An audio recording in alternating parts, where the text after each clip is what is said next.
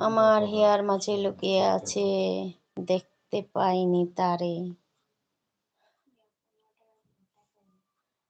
গরুর মাংস রান্না করছি বান্ধবী, চলে আসো মালয়েশিয়ায়। হ্যাঁ, খুবই মজার খাবার রান্না করছো বান্ধবী, খাও মজা করে।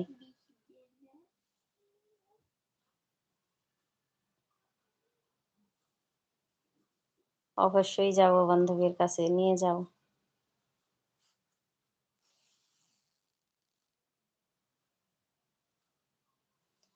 কামাল হোসেন ভাই চলে আসো, দাওয়াত দিলাম।